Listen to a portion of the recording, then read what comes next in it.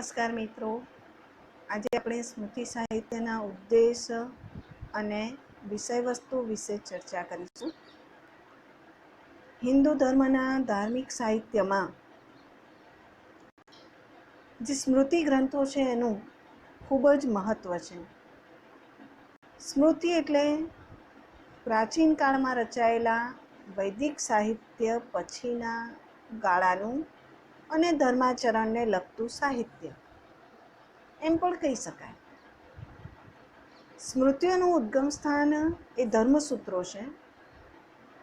સ્મૃતિ શબ્દ વ્યાપક અર્થમાં પણ પ્રયોજાય છે. વૈદિક સાહિત્ય સિવાયના પાણિનીનું વ્યાકરણ, વેદાંગ અને એમાં પણ કલ્પસૂત્ર અને એના સ્રોત, ગુહ્ય અને ધર્મસૂત્રો, મહાભારત, મનુ, યાજ્ઞવલ્ક્ય વગેરે સ્મૃતિઓનો સમાવેશ થાય છે. પરંતુ સંકીર્ણ અર્થમાં સ્મૃતિ અને ધર્મશાસ્ત્રનો અર્થ એક જ છે, જે મનુએ કહ્યો છે. જેમ કે શ્રુતિસ્તુ વેદો વિજ્ઞેયો ધર્મશાસ્ત્રમ તુ વૈ સ્મૃતિ. આ સ્મૃતિઓની રચનાનો ઉદ્દેશ મનુષ્યોને આચાર, વ્યવહાર અને વ્યવસ્થાનું શિક્ષણ આપવાનો છે. અનુભવી ઋષિમુનિઓએ વૈદિક સિદ્ધાંતોને સ્મૃતિઓમાં ક્રિયાત્મક અને વ્યવહારિક રૂપ આપ્યું છે. બ્રહ્મજ્ઞાન, આધ્યાત્મ અને દર્શનોના જે શ્રેષ્ઠ સિદ્ધાંતો છે એ શ્રેષ્ઠ સિદ્ધાંતોને અનુકૂળ આચરણ કરીને જીવનમાં ઉતારવાની જે કલા છે એ કલાનું આ સ્મૃતિઓમાં નિરૂપણ છે. તત્કાલીન સમયના હિન્દુ સમાજની જે રચના છે એ રચના અને બંધારણનો ખ્યાલ આપણને આ સ્મૃતિઓ આપે છે. હિન્દુ ધર્મના મહદઅંશે બધા જ નીતિ નિયમોની ચર્ચા વિચારણા સ્મૃતિઓમાં છે. અને એને કારણે એક સમયે સ્મૃતિઓનું મહત્વ એટલું બધું હતું કે સ્મૃતિઓમાં કહેવાયેલો ધર્મ એટલે હિન્દુ ધર્મ એવી માન્યતા પ્રચલિત હતી. વેદ ધર્મ એ સીમિત વિદ્વાનોને સમજવા યોગ્ય જ ધર્મ બની રહ્યો હતો. કારણ કે વેદોનું જ્ઞાન બધા જ પ્રાપ્ત કરી શકે નહીં. વેદોના જે અર્થો છે અર્થોને સમજવા સામાન્ય વ્યક્તિ માટે સહજ નથી. એટલે આ જે વેદોનો ધર્મ હતો એ વેદ ધર્મ એ જે સીમિત વિદ્વાનો હતા એ સીમિત વિદ્વાનોને જ સમજવા યોગ્ય હતો. અને એને કારણે આપણા જે ઋષિમુનિઓ છે એ ઋષિમુનિઓ અને વિદ્વાનોએ સ્મૃતિઓની રચના દ્વારા એવો ધર્મ ઘડી કાઢ્યો કે જેનું આચરણ સમાજનો સામાન્યમાં સામાન્ય માનવી પણ કરી શકે. સ્મૃતિકારોએ મનુષ્યના જીવનના જે મુખ્ય આદર્શો, જીવનના જે વ્યવહારો અને દરેકે પાળવાના જે આચારો છે એ આચારો નક્કી કરી આપ્યા છે.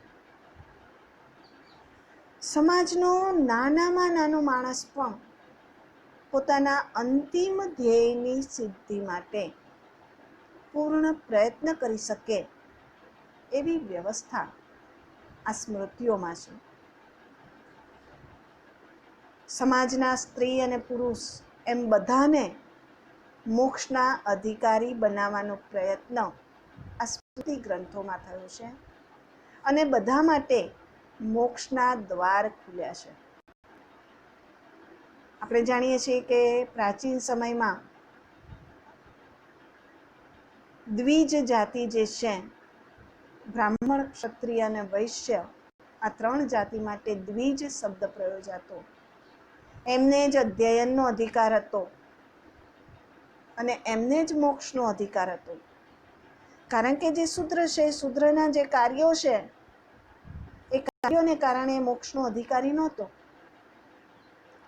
તો સમાજના જે સ્ત્રી પુરુષો છે, સામાન્ય વર્ગના જે લોકો છે, એમને મોક્ષના અધિકારી બનાવવાનો પ્રયત્ન આ સ્મૃતિ ગ્રંથોમાં થયો છે.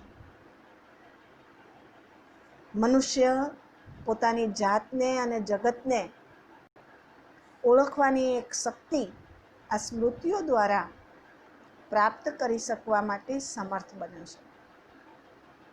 અને આથી જ વિદ્વાનો કહે છે કે જે વેદ ધર્મ, સ્મૃતિ, પુરાણ, ઇતિહાસ પ્રતિપાદિત કર્મોના આધાર પરની શ્રદ્ધા અને એની સ્વીકૃતિ એમાં મુખ્ય અને મહત્વની છે. આ જે સ્મૃતિઓ છે એ સ્મૃતિઓનું સાહિત્ય ખૂબ વિશાળ છે.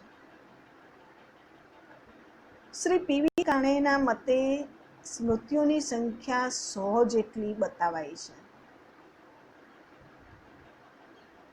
વરદાચાર્ય જે છે એમણે તો 152 જેટલી સ્મૃતિઓ માની છે.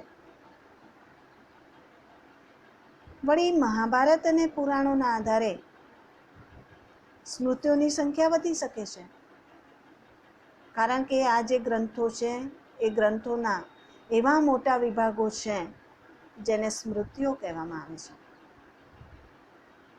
મહાભારતના એક હસ્તલેખમાં બૃહદ ગૌતમ સ્મૃતિ પ્રાપ્ત થાય છે, જે ગૌતમના પ્રાચીન ગ્રંથથી તદ્દન ભિન્ન છે, જુદી છે. આરંભમાં સ્મૃતિ ગ્રંથો અલ્પ સંખ્યામાં જ હશે. ગૌતમે મનુ સિવાય કોઈ પણ સ્મૃતિકારનો ઉલ્લેખ કર્યો નથી. જો કે ધર્મશાસ્ત્રનો ઉલ્લેખ એમણે કર્યો છે. યાજ્ઞવલ્ક્ય સ્મૃતિના આરંભમાં પ્રાચીન, પ્રસિદ્ધ અને સન્માનનીય જે ધર્મશાસ્ત્ર પ્રયોજકો હતા એમની સંખ્યા 20 ગણાવાઈ છે, જે આ પ્રમાણે છે: મનુ, અત્રિ, વિષ્ણુ, હારિત, યાજ્ઞવલ્ક્યો, અસનો, અંગિરા, યમ, આપસ્તંભ, સમવર્તા, કાત્યાયન, બૃહસ્પતિ, પારાશર, વ્યાસ, શંખ, લિખિતા, દક્ષ, ગૌતમો, સાતા, તપો, વસિષ્ઠશ્ચ ધર્મશાસ્ત્ર પ્રયોજકા. આ જે શ્લોક છે એ શ્લોક અનુસાર મનુ, અત્રિ, વિષ્ણુ, હારિત, યાજ્ઞવલ્ક્ય, ઉશનસ, અંગિરા, યમ, આપસ્તંભ, સમવર્ત, કાત્યાયન, બૃહસ્પતિ, પારાશર, વ્યાસ, શંખ, લિખિત, દક્ષ, ગૌતમ, સાતાતપ અને વસિષ્ઠ આ બધા ધર્મશાસ્ત્રનો નિર્ણય અને આદેશ કરનારા છે. ધર્મશાસ્ત્ર પ્રયોજકા એટલે કે ધર્મશાસ્ત્રનો નિર્ણય અને આદેશ કરનારા છે. આ જે સ્મૃતિકારોના નામ ગણાવ્યા છે એમની જે સ્મૃતિઓ છે એ સ્મૃતિઓમાંથી મોટાભાગની જે સ્મૃતિઓ છે એ મોટાભાગની સ્મૃતિઓ સમય અને પરિસ્થિતિના પ્રભાવમાં આવીને લગભગ લુપ્ત થઈ ગઈ છે. જે મહદઅંશે બધી જ સ્મૃતિઓના મૂળભૂત સિદ્ધાંતો પરસ્પર મળતા આવે છે. કેટલીક સ્મૃતિઓ તો એવી છે કે જેમાં પૂર્વ સ્મૃતિમાંથી આગળ રચાયેલી જે સ્મૃતિ છે એમાંથી અનેક શ્લોકો જેમના તેમ અક્ષરશઃ લેવામાં આવ્યા છે. આ જે સ્મૃતિ ગ્રંથો છે એ સ્મૃતિ ગ્રંથોમાં મુખ્યત્વે 3 વિષયો મહત્વનું સ્થાન ધરાવે છે, જેમાં આચાર, વ્યવહાર અને પ્રાયશ્ચિત અથવા તો દંડનો સમાવેશ થાય છે. આ ત્રણ જે વિષયો છે એ ત્રણ વિષયો જ સમાજ કે મનુષ્યના વિકાસના પાયારૂપ છે. જ્યાં સુધી મનુષ્યની માનસિક વૃત્તિ બદલાતી નથી કે સુધરતી નથી, ત્યાં સુધી એના જે આધ્યાત્મિક ગુણો છે આ આધ્યાત્મિક ગુણોનો વિકાસ થતો નથી. અને જ્યાં સુધી આધ્યાત્મિક ગુણોનો વિકાસ ન થાય ત્યાં સુધી તેમનામાં આધિ ભૌતિક ભોગની વિકૃતિઓ જ જોવા મળે છે, અને જેને કારણે મનુષ્યનું પતન થાય છે. આ જે તથ્ય છે એ તથ્યની સત્યતાનો અનુભવ કરીને આપણા જે ઋષિમુનિઓ છે એ ઋષિમુનિઓએ પોતાના વેદ જ્ઞાનના જે સંસ્મરણો હતા, જે નિષ્કર્ષો હતા, એને સ્મૃતિશાસ્ત્રના રૂપમાં માનવ સમાજના હિતાર્થે પ્રગટ કર્યા અને ચારેય પુરુષાર્થોની જે પ્રાપ્તિ છે એનું ધ્યેય આપ્યું. મનુ, યાજ્ઞવલ્ક્ય, નારદ, પારાશર વગેરે બધી જ સ્મૃતિઓના અભ્યાસને આધારે કહી શકાય કે સ્મૃતિઓ ઉપરોક્ત ત્રણ વિષયોનું નિરૂપણ કરે છે. એટલે કે આચાર, વ્યવહાર અને પ્રાયશ્ચિત, આ ત્રણ વિષયોનું નિરૂપણ મોટા ભાગની સ્મૃતિઓમાં જોવા મળે છે. એમાં પહેલું છે આચાર. આધ્યાત્મિક વિકાસને સિદ્ધ કરવા માટે મનુષ્યએ પોતાનું જે આચરણ છે એ આચરણ શુદ્ધ રાખવું જોઈએ, અને એના માટે શુદ્ધ આચરણ રાખવા માટે એણે સંયમ, નિયમનું પાલન કરતા રહેવું જોઈએ. અને આને કારણે જ સ્મૃતિકારોએ 16 સંસ્કારનું વિધાન કર્યું છે, જેથી મનુષ્ય જન્મથી મૃત્યુ સુધી પોતાની રહેણી કરણી, આચાર વિચાર શુદ્ધ અને સાત્વિક રાખીને અપવિત્રતા, અશુદ્ધિઓ, દૂષણો વગેરેનો ત્યાગ કરી શકે. ગર્ભાધાન, નામકરણ, વિદ્યારંભ, ઉપનયન, સમાવર્તન, વિવાહ વગેરે 16 સંસ્કારોથી મનુષ્ય અનુશાસન, મર્યાદા અને નૈતિકતા જેવા જે ગુણો છે એ ગુણોનું શિક્ષણ જીવનમાં અપનાવીને તેનું આચરણ કરીને એ પોતે વિનયી બની શકે છે. જો બાળપણથી જ સંસ્કાર રહિત જીવન શરૂ કરવામાં આવે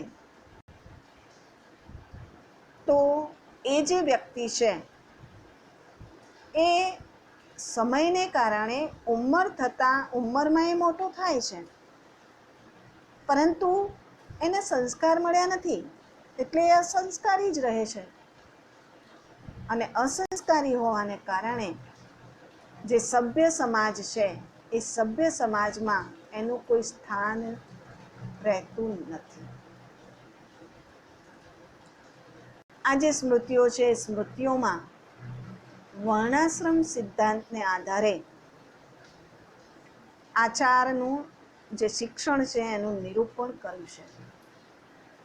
4 વર્ણ અને 4 આશ્રમોના કર્તવ્ય કર્મો નિશ્ચિત કરવાનું કાર્ય પણ આ સ્મૃતિઓમાં કરવામાં આવ્યું છે.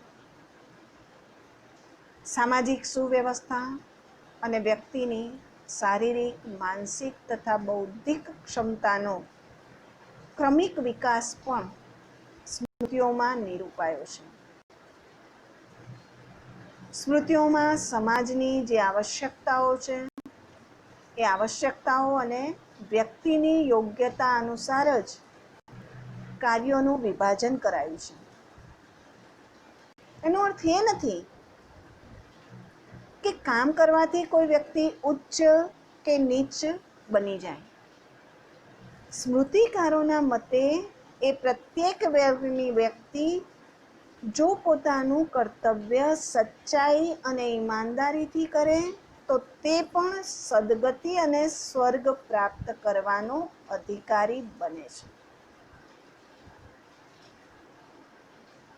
સ્મૃતિઓ એવું માને છે કે બ્રાહ્મણ જાતિનો વ્યક્તિ છે, બ્રાહ્મણ જાતિનો વ્યક્તિ પણ જો શૂદ્ર જેવા કાર્યો કરે તો એ બ્રાહ્મણ જાતિ એટલે કે ઉચ્ચ જાતિમાં જન્મ્યો છે, એટલે જ એ સદગતિ કે સ્વર્ગનો અધિકારી બની જતો નથી, પરંતુ એ જે કાર્યો કરે છે એ કાર્યોને આધારે એને સદગતિ કે સ્વર્ગની પ્રાપ્તિ થાય છે.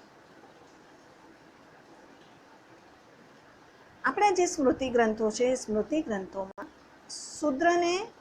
શૂદ્રની નિંદા માત્ર એટલા માટે કરવામાં આવી નથી કે તે ચોથા વર્ણમાં શૂદ્ર વર્ણમાં જન્મ્યો છે,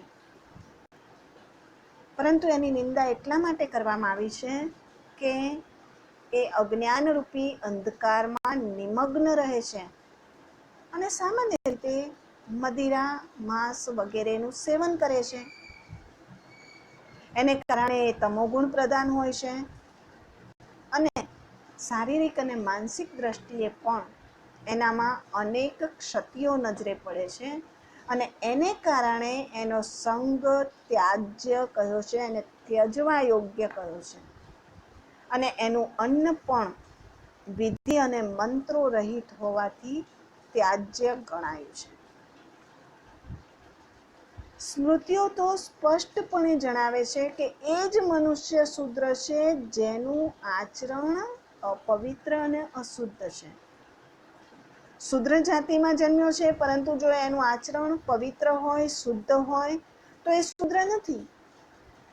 બ્રાહ્મણ જાતિમાં જન્મ્યો છે, પરંતુ એનું આચરણ અપવિત્ર છે, અશુદ્ધ છે, તો એ શૂદ્ર જ છે. ભલે એનો જન્મ બ્રાહ્મણ જાતિમાં થયો, પરંતુ એ શૂદ્ર જ છે, કારણ કે એનું વર્તન શૂદ્ર જેવું છે, એનું આચરણ શૂદ્ર જેવું છે.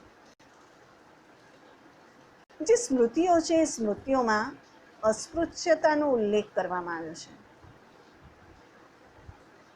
પરંતુ એનો ઉદ્દેશ પણ શૂદ્રનો બહિષ્કાર કરવો એવો નથી, પરંતુ જો કોઈ વ્યક્તિ કોઈ કારણસર અમુક સમય માટે દૂષિત અથવા તો હાનિકારક વાતાવરણ સાથે સંલગ્ન હોય તો તે અવસ્થા દરમિયાન એ અસ્પૃશ્ય મનાય છે. અત્યારનું જ આપણે ઉદાહરણ લઈએ તો હાલ કોરોનાની મહામારી ચાલી રહી છે, તો જે વ્યક્તિને કોરોના થયો છે એવી વ્યક્તિથી આપણે બીજા વ્યક્તિઓએ દૂર રહેવાનું છે. શા માટે? તો કોરોના એ ચેપી રોગ છે. જે વ્યક્તિને કોરોના થયો છે એના સંપર્કમાં આવનાર બીજી વ્યક્તિઓને પણ કોરોના રોગ થવાની સંભાવના અનેક ગણી વધી જાય છે અને એટલા માટે એને જુદા રહેવાનું છે, ક્વોરન્ટાઇન થવાનું છે. એવા જ બીજા કેટલાક રોગો છે, દાખલા તરીકે કુષ્ઠરોગ, રક્તપિત્ત જેને આપણે કહીએ છીએ, એ પણ ચેપી રોગ છે. નેત્ર રોગ, આંખ આવવી, એ પણ એક ચેપી રોગ છે. પ્લેગ, કોલેરા વગેરે જે ચેપી રોગો છે, ચેપી રોગ જેને થયા છે એને અસ્પૃશ્ય માન્યા છે. શૂદ્ર જાતિમાં જન્મ્યો છે એટલે અસ્પૃશ્ય છે એવું સ્મૃતિઓ કહેતી નથી ક્યારેય પણ, પરંતુ વ્યક્તિની એવી અવસ્થા હોય એ દરમિયાન એને અસ્પૃશ્ય માનવામાં આવે છે. આમ સ્મૃતિઓમાં જે આચારના વિષયોનું નિરૂપણ કરેલું છે એનો સારાંશ એટલો જ છે કે મનુષ્યનું પોતાનું આચરણ હંમેશા શુદ્ધ, પવિત્ર અને નિર્દોષ હોવું જોઈએ. અશુદ્ધ અને અપવિત્ર આચરણ અથવા તો વિચારોથી પણ દૂર રહેવું જોઈએ.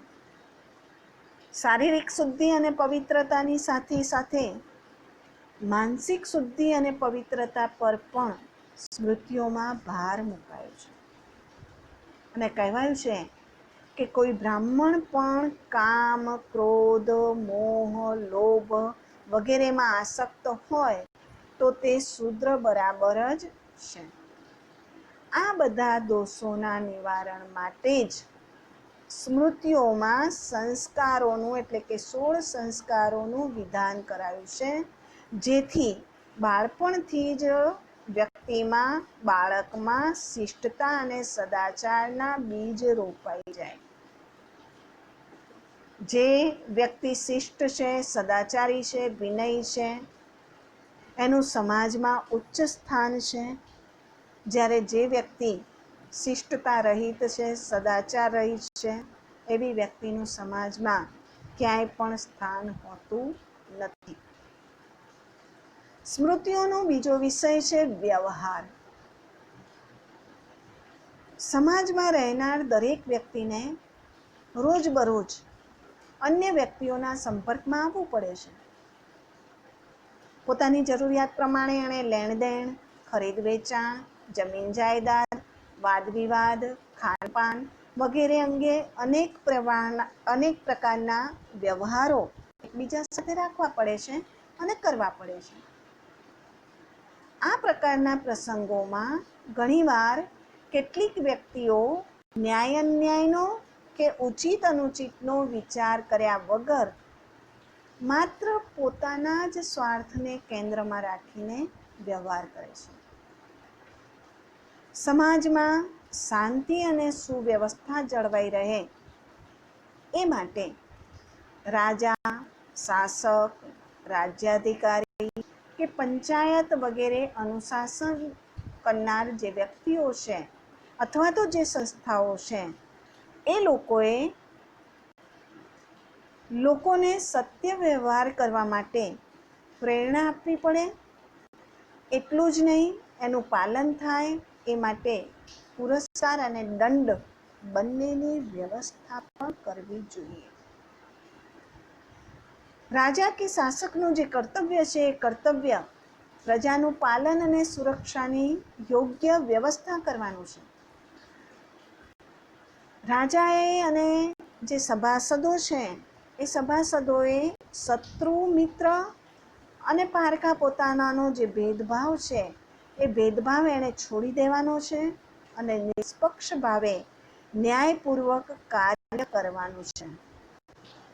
એનો અર્થ એ થાય કે રાજાએ પોતાની પ્રજા સાથે કેવો વ્યવહાર કરવો, રાજાએ પોતાના મંત્રીઓ સાથે કેવો વ્યવહાર કરવો, એક રાજાએ બીજા રાજા સાથે કેવો વ્યવહાર કરવો વગેરેની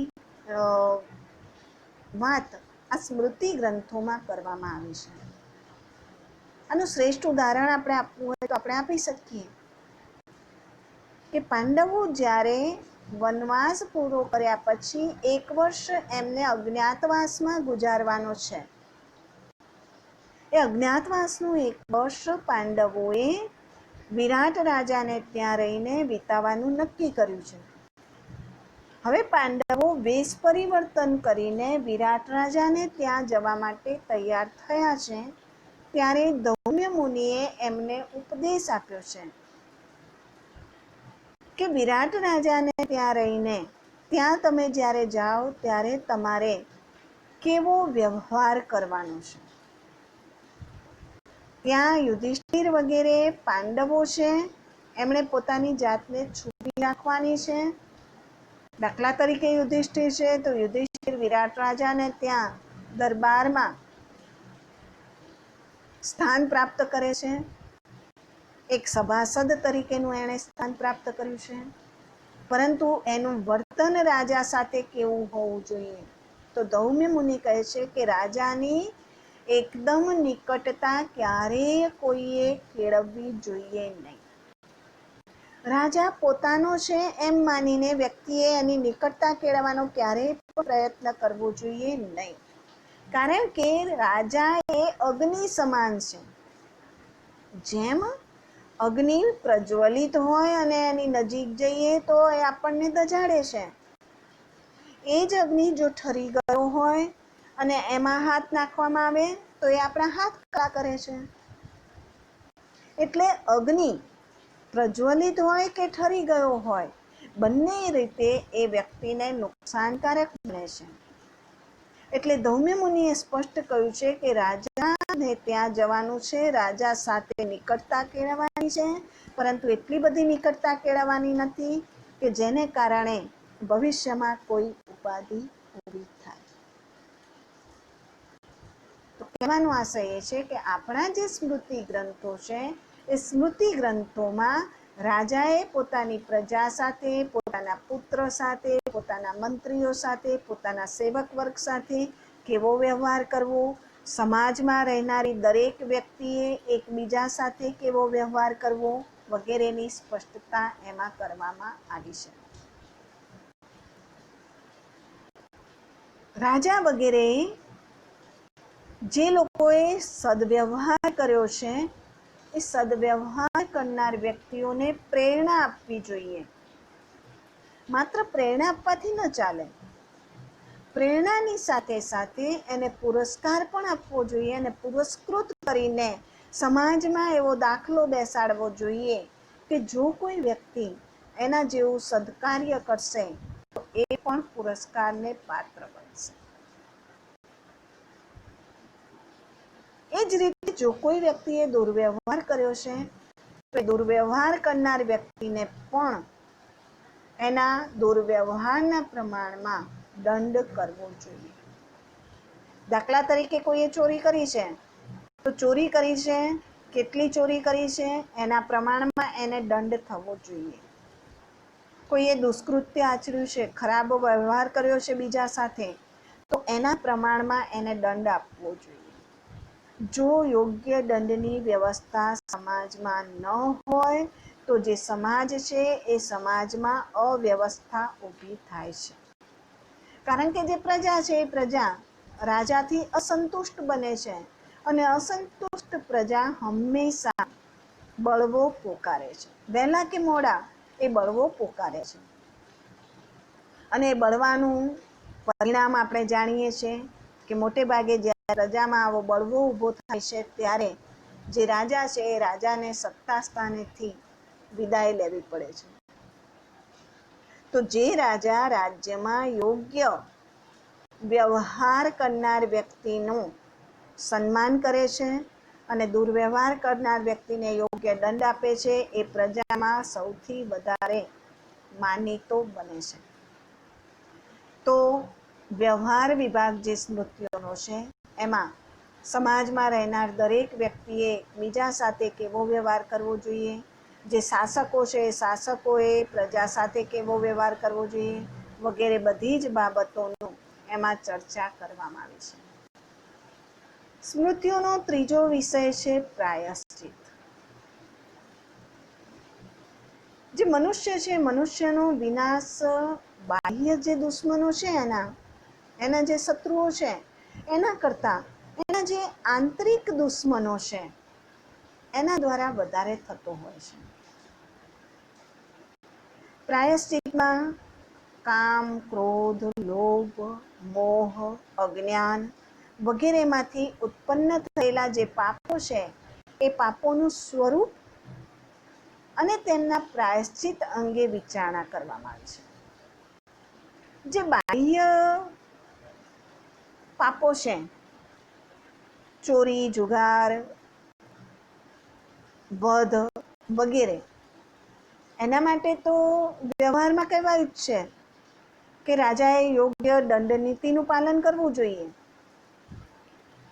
પરંતુ મનુષ્યના જે આંતરિક દુશ્મનો છે, કામ, ક્રોધ વગેરે, અને એ આંતરિક દુશ્મનો દ્વારા જે પાપો થયા છે એ પાપોનું સ્વરૂપ કેવું હોય, કેવા પ્રકારના પાપોને આંતરિક પાપોમાં ગણી શકાય એ અને એનું પ્રાયશ્ચિત શું છે એ અંગેની વિચારણા આ સ્મૃતિ ગ્રંથોના આ પ્રાયશ્ચિત વિભાગમાં કરવામાં આવે છે. આપણે આગળ કહ્યું એ પ્રમાણે અપરાધો માટે તો રાજદંડ, વ્યક્તિગત દંડ વગેરેની વ્યવસ્થા છે જ, પરંતુ જે શારીરિક અને માનસિક પાપો કે જે અન્ય વ્યક્તિઓની અજ્ઞાત અવસ્થામાં કરવામાં આવે છે એનું વ્યક્તિએ પોતે જ પ્રાયશ્ચિત કરવું જોઈએ એમ સ્મૃતિઓમાં કહેવાયું છે. જાણે અજાણે થયેલા જે પાપો છે એ પાપોનું પ્રાયશ્ચિત તો મનુષ્યએ પોતે જ કરવાનું છે, બીજા દ્વારા એ થઈ શકે નહીં. અને કેટલીક જે સ્મૃતિઓ છે કે એ સ્મૃતિઓમાં તો આ પાપોના પ્રાયશ્ચિત માટે દાન અને દક્ષિણા પર ભાર મુકાયો છે કે વ્યક્તિના આંતરિક દુશ્મનોથી અથવા તો જાણે અજાણે એનાથી જે કોઈ પાપ થયા છે એ પાપનું પ્રાયશ્ચિત કેવી રીતે કરી શકાય, તો દાન અને દક્ષિણા આપીને આ પાપોનું પ્રાયશ્ચિત કરી શકાય છે. જે ઋષિમુનિઓ છે, અત્રિ, બૌદ્ધાયન વગેરે, એ ઋષિમુનિઓ તો આવા જે પાપો છે એ પાપોના પ્રાયશ્ચિત માટે પ્રાણાયામ અને ગાયત્રી મંત્રના જાપને સર્વશ્રેષ્ઠ માને છે. જાણે અજાણે થયેલા જે નાના મોટા પાપો છે એ નાના મોટા પાપોના પ્રાયશ્ચિત માટે આ જે ઋષિમુનિઓ છે એ ઋષિમુનિઓ પ્રાણાયામ અને ગાયત્રી જાપને બધા જ પ્રકારના પાપોનું સર્વશ્રેષ્ઠ પ્રાયશ્ચિત માને છે. સ્મૃતિઓમાં 4 વર્ણોમાં બ્રાહ્મણોને વિશેષ અધિકાર અપાયો છે અને એ જ રીતે પાપોના પ્રાયશ્ચિતના જે નિયમો છે એ નિયમો પણ વિશેષ બ્રાહ્મણોને જ લાગુ પડે છે. એનો અર્થ એ થાય કે બ્રાહ્મણ, ક્ષત્રિય અને વૈશ્ય અને શૂદ્ર 4 જે જાતિ છે એ ચારેય જાતિની કોઈ એક વ્યક્તિઓએ કોઈ એક જ પ્રકારનું પાપ કર્યું છે, તો એ પાપ માટે બ્રાહ્મણે વિશેષ પ્રાયશ્ચિત કરવું પડે. એ જ પાપ માટે ક્ષત્રિય જે છે એણે બ્રાહ્મણના પ્રાયશ્ચિત કરતાં બીજા ભાગે, વૈશ્યએ બ્રાહ્મણના પ્રાયશ્ચિત કરતાં ત્રીજા ભાગે અને શૂદ્રએ બ્રાહ્મણના પ્રાયશ્ચિત કરતાં ચોથા ભાગે પ્રાયશ્ચિત કરવું એવું વિધાન આપણને સ્મૃતિઓમાં પ્રાપ્ત થાય છે. અત્યારે ઉપલબ્ધ મનુ, યાજ્ઞવલ્ક્ય વગેરે જે સ્મૃતિઓ છે એમાં પણ આ પ્રમાણેના આચાર, વ્યવહાર અને પ્રાયશ્ચિતના વિષયોને પ્રાધાન્ય અપાયેલું છે. જે મનુસ્મૃતિ છે, મનુસ્મૃતિમાં તો બધા જ વિષયોને પર્યાપ્ત અને વિસ્તારપૂર્વક આલેખવામાં આવ્યા છે. આમ સ્મૃતિઓનું જે વિષય વસ્તુ છે એ વિષય વસ્તુમાં પ્રાયશ્ચિત અને વ્યવહાર જે છે એ પ્રાયશ્ચિત અને વ્યવહાર સમાજને આચાર ધર્મમાં નિષ્ઠા ધરાવનાર બનાવવાનો